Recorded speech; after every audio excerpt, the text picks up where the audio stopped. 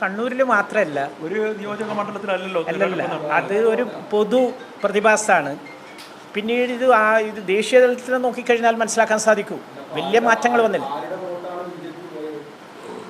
അതാണ് ഞങ്ങളുടേതായ ചില നിഗമനങ്ങൾ ആദ്യം തന്നെ എത്തിയിരുന്നു. കാരണം ഒരിക്കലും തന്നെ സാധാരണഗതിയിൽ LDFൻ്റെ വോട്ട് BJPക്ക് പോകാറില്ല.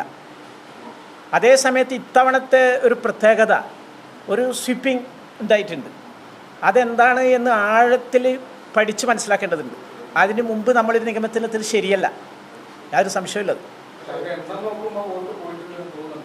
ഇല്ലല്ല, അങ്ങനെയല്ലല്ലോ. വളരെ ചെറിയൊരു വ്യത്യാസം മാത്രമേ കാണുന്നു. അത് 2-3 വശമാണ്. ഒന്ന്, വോട്ടർമാരുടെ എണ്ണം കൂടിയിട്ടുണ്ട്. അതേ സമയത്ത് ഈ തവണ 10% കുറഞ്ഞിട്ടുണ്ട്. 83% എടുത്ത് 73% ഉള്ളൂ. അങ്ങനെ കുറേ ഘടകങ്ങളുണ്ട്. അത് എനിക്ക് തോന്നുന്നു ശാസ്ത്രീയമായിട്ട് പഠിച്ചാൽ മാത്രമേ ഇത് മനസ്സിലാക്കാൻ സാധിക്കുള്ളൂ.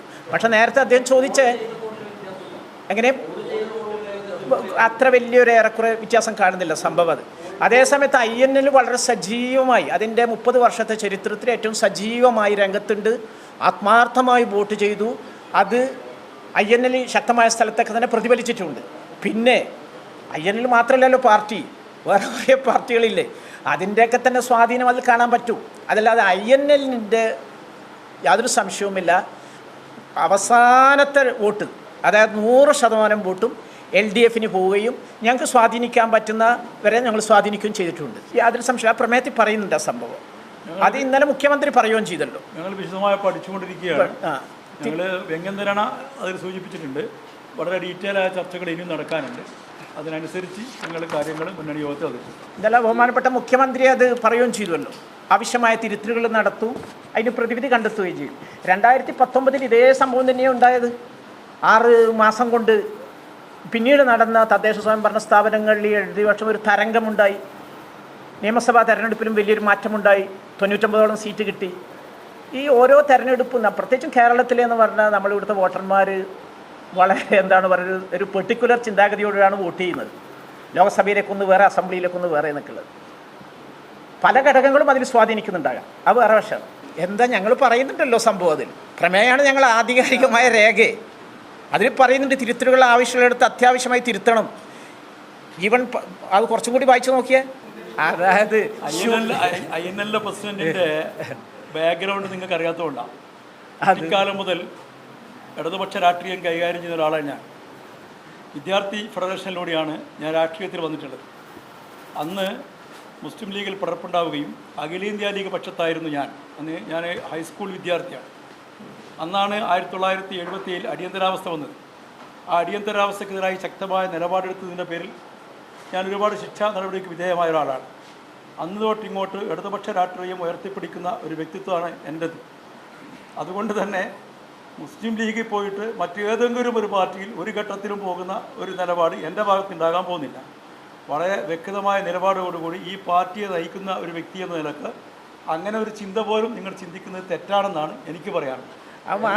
അത് മാത്രമല്ല, അതിലൊരു വശം ശൂന്യതയിൽ നിന്നൊരു വാർത്ത ഉണ്ടാക്കുക. കാരണം അങ്ങനത്തെ എവിടെ നിന്നും ഒരു തെളിവോ ഒരു വസ്തുതയോ ഇല്ലാതെ ശൂന്യതയിൽ നിന്നൊരു വാർത്തയുണ്ടാക്കി അത് പ്രചരിപ്പിച്ച് അവസാനം അതിനെക്കുറിച്ച് ചോദ്യം ചോദിക്കുന്നതിൽ എന്തർത്ഥമാണുള്ളത്? ഒബ്ജക്റ്റിവിറ്റി പോട്ടെ, എന്നാലുണ്ടല്ലോ ഒരു വാർത്തക്ക് എന്തെങ്കിലും അടിസ്ഥാനം. ഒരു അഭിപ്രായ പ്രകടനം നടത്തി ആ അഭിപ്രായ പ്രകടനം അദ്ദേഹത്തിൻ്റെ ഒരു കാഴ്ചപ്പാടാണ്, വളരെ വ്യക്തിപരമായൊരു കാഴ്ചപ്പാട്. അതിൽ വലിയ രാഷ്ട്രീയമൊന്നുമില്ല. അപ്പോൾ അതിൽ നിന്ന് വെറുതെ ഒഴിച്ചെടുക്കുക. ഇത് ആരാണ് ഇത്തരം ഒരു വാർത്തയെ ദുർവ്യാഖ്യാനം ചെയ്ത് ഞങ്ങൾക്ക് നന്നായിട്ടറിയാം, നിങ്ങൾക്കും അറിയാം ആരാണ്. പക്ഷേ ഒരു ഘട്ടം കഴിഞ്ഞ സമയത്ത് മുസ്ലിം ലീഗ് അടക്കമുള്ളവർ അത് മുതലെടുക്കാൻ വേണ്ടി ഒരു ശ്രമം നടത്തി. അവർ നടത്തും. കാരണം അവർക്ക് ഇപ്പോഴും അറിയാം INLൻ്റെ പൊട്ടൻഷ്യൽ എന്താണെന്ന്. ഇടതുപക്ഷത്തെ ഒരു ജീവിക്കുന്ന സംഘടന എന്ന നിലക്ക് തന്നെ അവർക്ക് അവരുടേതായ കെറു അസൂയുണ്ട്. അതല്ലാതെ അഹമ്മദ് സാഹിബിനെ പോലെയുള്ള കുറ്റ്യാടിയിൽ നിന്ന് തലശ്ശേരി പോയിട്ട് ഹിജ്റ പോയി അവിടെ കുട്ടിക്കാലം ചെലവഴിക്കേണ്ടി വന്നൊരു മനുഷ്യനാണ് കുറ്റ്യാടിയിൽ നിന്ന്. കാരണം അത്രമാത്രം ലീഗുകാരുടെ കയ്യിൽ നിന്ന് പീഡനങ്ങൾ ഏറ്റുവാങ്ങിയതാണ്. പിന്നെ എല്ലാവരും PMA സലാമാണെന്നുള്ളൊരു ധാരണ ആരൊക്കെയോ വെച്ച് പുലർത്തുന്നത് കൊണ്ടാണ് ഇങ്ങനത്തെ ഒരു ചോദ്യം വരുന്നത്. മാധ്യമങ്ങളെ തെറ്റിദ്ധരിപ്പിക്കാൻ ചില ആളുകൾ ശ്രമിക്കുന്നുണ്ട്. അവരാണ് ബ്രേക്കിംഗ് ന്യൂസ് എന്ന പേരിൽ വ്യാജ വാർത്ത സൃഷ്ടിച്ചത്.